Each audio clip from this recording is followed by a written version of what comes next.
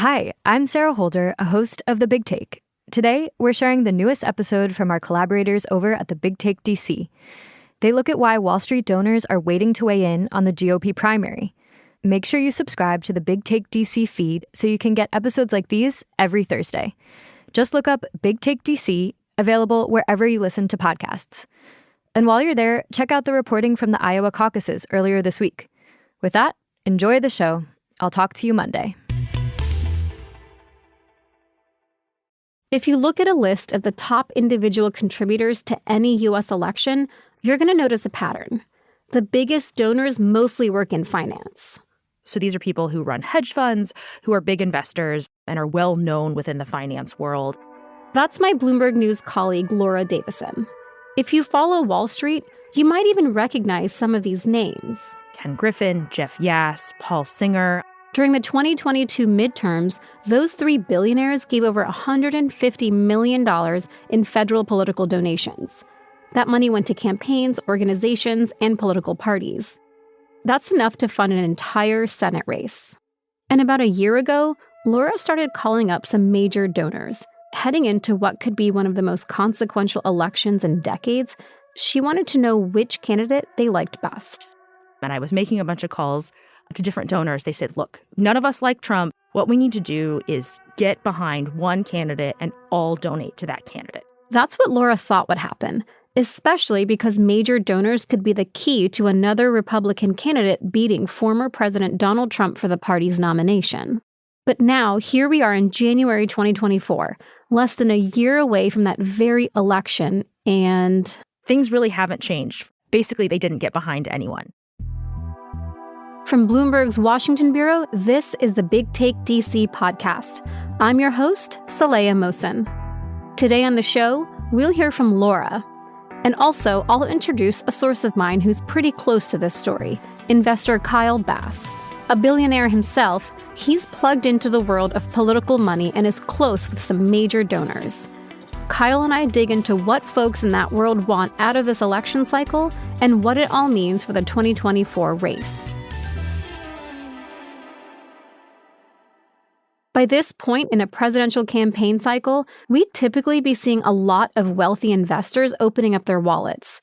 They'd be hosting fundraisers, funneling money towards the candidates they support, but not this year. Just to kind of give you like size and scope here, back in 2016, which was the last time we had a Republican primary, a crowded field, by the end of the third quarter, which is the latest data that we have to compare to, the top 10 Republican donors had given $5 million to all the Republican presidential candidates.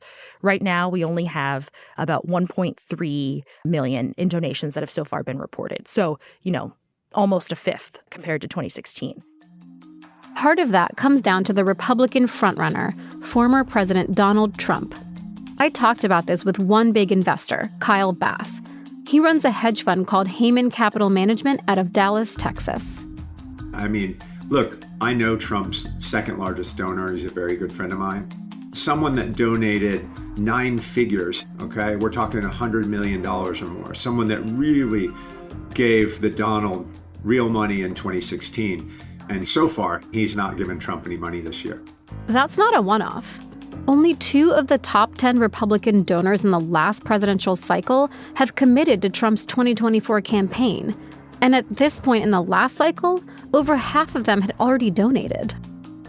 Bass isn't a major political donor himself, but he has thrown his money into some races in the past. And when he looks at the options in front of him this year, like many Americans, he's not that excited. Look, I don't have a friend that believes Trump or Biden should be our president. 2 octogenarians that each have a litany of their own problems is the best that the United States can serve up right now, and I just don't think that's the case. The possibility of that rematch feels especially real this week. On Monday, Trump ran away with the Republican nomination in the Iowa caucuses by a landslide. But Trump is a tricky candidate for fiscal conservatives. These donors tend to favor the Republican Party because it supports lower taxes and less regulation of the businesses that they run. But while Trump is a Republican, he isn't consistent. His policies and his actions are unpredictable. That makes him feel risky for investors who need stability from their government.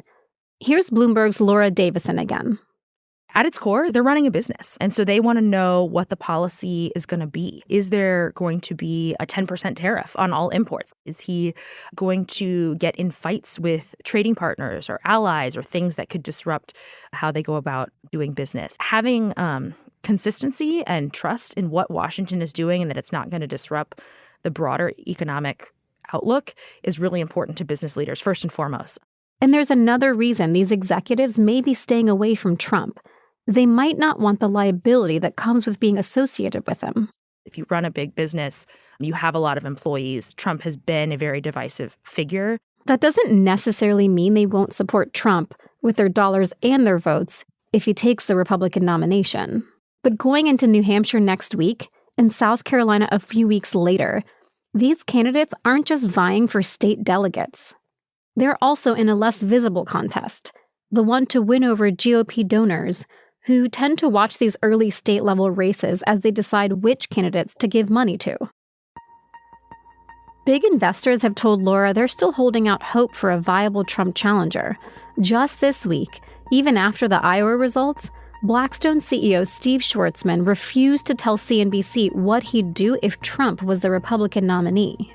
I'm in the let's wait and see how this works. I'm not into the hypothetical world yet. As much as you'd like me to be. These donors are craving an alternative, a new standard bearer for traditional Republican Party principles, like fiscal conservatism, who also offers the stability that their businesses and the markets rely on. The trouble is, they've had a tough time committing to one. Basically, everyone sat around and couldn't decide whether it was going to be DeSantis, whether it was going to be Tim Scott, Nikki Haley. So what did these investors do? They scattered a little bit of money to several different candidates. Some of them backed Florida Governor Ron DeSantis early on, but he's supported some social policies that aren't so popular with investors, and he doesn't always give donors the kind of attention they expect their money to buy. John Katzimatidis, a billionaire who has donated to the Republican Party, talked about this on CNN, and he sounded bewildered. I have a lot of Florida friends that helped him get elected, and he hasn't returned any of their calls. Even DeSantis' biggest donor, a Florida real estate magnate named Robert Bigelow, said he'd made a mistake in offering his support. Other investors have gotten behind Nikki Haley, the former South Carolina governor. That includes major Democratic donor and LinkedIn founder Reid Hoffman. And JP Morgan CEO Jamie Dimon called on the audience of the New York Times Dealbook Conference directly when he said, "Even if you're a very liberal Democrat, I urge you, help Nikki Haley too." Haley's also gotten $4 million from a group backed by Charles Koch, a billionaire Republican donor.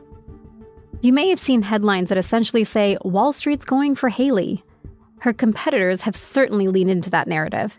We heard it this week at Trump and DeSantis rallies leading up to the Iowa caucuses. Nikki and Crooked Joe are both backed by warmongers and left-wing globalist Wall Street, millionaires and billionaires. Trump is running for his issues. Haley's running for the donors' issues. I'm running for your issues, your family's issues. But my colleague Laura told me that the Haley narrative is not so simple. She did get some big donors, but still not even close to touching Trump. As well as some of these people have been saying, hey, we should support Nikki Haley, but haven't necessarily followed up with financial support. Just listen to some of these investors waver when they're asked about it. Here's Ken Griffin, the CEO of Citadel, on Bloomberg TV. Are you supporting her financially yet? That's a decision that we're actively contemplating. I mean, we're at the finish line on that choice, yes or no. And here's billionaire investor Ken Langon on Fox Business. I'm almost there. I got a couple of things I want to do, but I'm pretty certain. It's almost comical. The anchors on MSNBC have had a field day with it. Here's Joe Scarborough. I will say, if a donor said they were actively contemplating supporting me and I was sitting across the table, I'd do this. He leans back, crosses his arms, and glares. You keep actively contemplating. Just write the check. Write the check. Kyle Bass isn't planning to donate to any candidate. But from where he sits, the problem is simple. Donors want a return on their investment. And at this point, it's not clear who can deliver that for them. No one wants to burn money. They're trying to figure out who the front runner is going to be, and so they're just holding off. Ken Langon said as much just this week when he was asked about Haley. He said he was waiting to see what happens in New Hampshire because, as he put it, you don't throw money down a rat hole. But Republican donors are in sort of a chicken and egg situation. They're waiting to see who Trump's top challenger is before throwing money into the race. But no one candidate can become the top challenger without more of their support. And they're running out of time. While these donors are waffling, Trump's core voter base has remained steadfast, as proven in Iowa. And the bulk of Trump's campaign fundraising comes from small dollar donors, not C-suite investor types. I think that's the conclusion that a lot of donors have come to, that Trump has such a loyal following, between 30 and 40% of the Republican base. And there's almost nothing that I, a wealthy donor, can do to sway that population. So while they wait it out and hope another frontrunner emerges, these big donors are taking another approach to tip the scale of politics by targeting down-ballot races. We'll get to that after the break.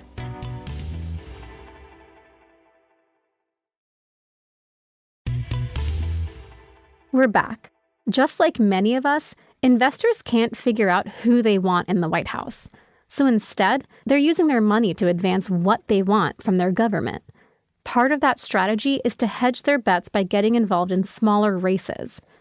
Here's Bloomberg's Laura Davison again.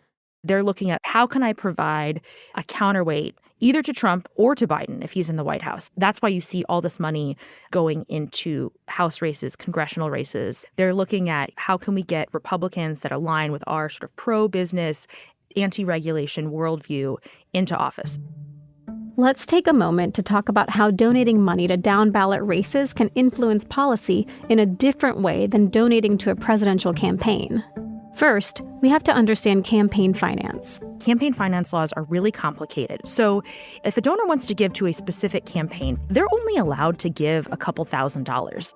This limit changes every year. For this year, it's $3,300. But when you look at kind of how they're giving in totality, some of the biggest donors are giving, more than $100 million annually or tens of millions of dollars. But that's spread across dozens, if not hundreds, of candidates and other entities, super PACs, regular PACs, leadership PACs. PAC stands for Political Action Committee, and they essentially funnel money to campaigns to get around those donation caps. So when push comes to shove, big money donors can dole out millions of dollars however they please. And support from one key investor has the power to trickle down. Because while you or I might not change our votes based on, say, who Ken Griffin decides to back, some of the employees or clients at Citadel, his investment firm, might. The way that political fundraising works, a lot of these times is a certain person who is a big advocate for a candidate will host a fundraiser at their home or, with their country club or some other site and invite all their friends to come. And that's how they reel people in. So if you have a really big name who's very trusted, supporting and endorsing a certain candidate, you can get a lot of kind of other donors who are maybe not, going to give tens of millions of dollars, but might give hundreds of thousands of dollars. People who aren't necessarily a hedge fund founder, but that person is their boss or their boss's boss's boss. And they see, okay, Ken Griffin is backing this candidate.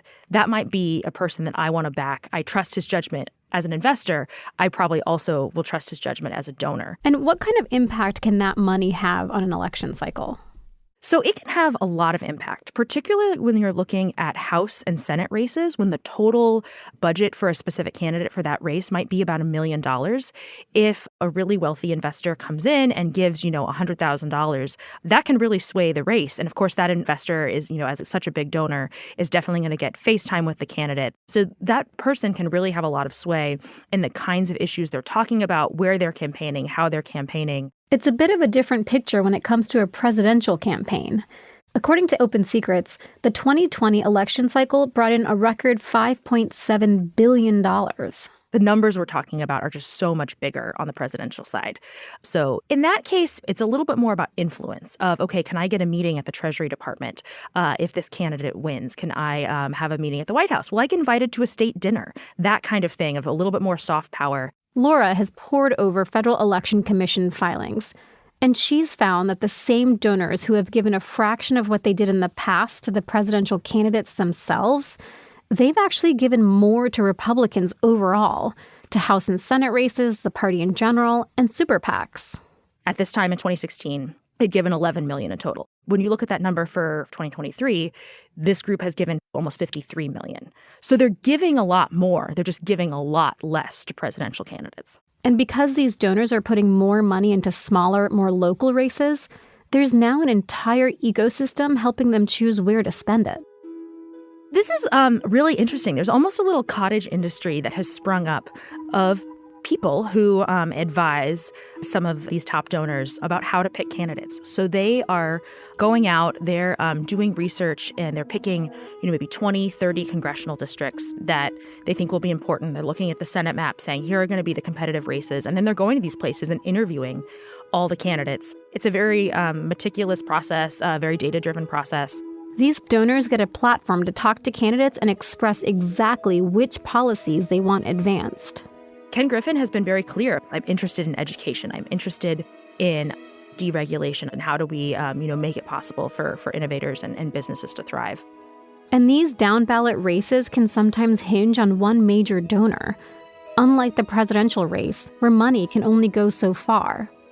Sure, it might get you a dinner party invite or a phone call, but it won't decide the race or necessarily shape policy.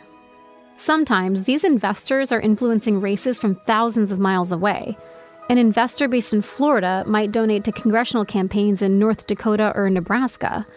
And Kyle Bass, he lives in Texas, but he told me he's given to California Governor Gavin Newsom in the past. Well, I gave to Gavin because I wanted to get to know him, under the Know Thine Enemy statute in San Francisco. All this raises the question. Do billionaires think about everyday people, the voters and families in a particular district, for example, when they get involved in these races? Bass told me he does think about what everyday American voters want, because they make up the economy that he invests in. I was at a meeting of ex-Fed governors where one of them asked a question, and they said, do you think that service workers' wage demands are related to their future expectations of inflation? In non-academic terms? The question was, do you think bartenders and waitresses are demanding higher wages because they think inflation is going to accelerate in the future or stay high in the future? And I listened to them for 45 minutes debate the Phillips curve. You don't have to know what the Phillips curve is to know these guys were lost in their academic modeling. They were far from the realities of paying bills and making ends meet. After 45 minutes, I raised my hand and I said, have any of you spoken with a service worker in the last 6 months? And they all looked at each other and not one hand went up. And I said, well, I have investments in a few restaurants. So I sit down with the bartender and I sit down with the waitress who now has 3 jobs. And they only care about one thing. All they care about is paying their rent, their car payment, and their food bill and their insurance. Bass might be a bit of an exception. Not all big investors, economists, or others with influence over the economy are sitting down to talk with bartenders and waitresses. But they are potentially looking to take cues from everyday people. Who voters pick in the early primaries, like New Hampshire next week, could determine which Trump alternative Wall Street may rally behind, or whether they end up backing Trump. I think if you see Nikki Haley have some traction in the first few primaries, you're going to see money come into Nikki Haley's campaign from the GOP, and it's going to be big money. This is all going to come down to the wire. There's no doubt. So I do think that big money can sway opinions. Hearing Bass say that made me think of a moment from my conversation with Laura Davison. Let's think really big picture here for a second. Trump has a pretty big lead in the polls right now. If a bunch of investors, just every investor with all the money, got behind one of his opponents, DeSantis or Haley, right now, would it make a difference? At this point, it's too late. Money takes time. You have to hire staff. You have to run advertisements. You have to create those advertisements. It's not like you can put it in a campaign and have it give you a bump in your poll numbers immediately. And so at this point, voters are going to the polls. A lot of people have already made up their mind.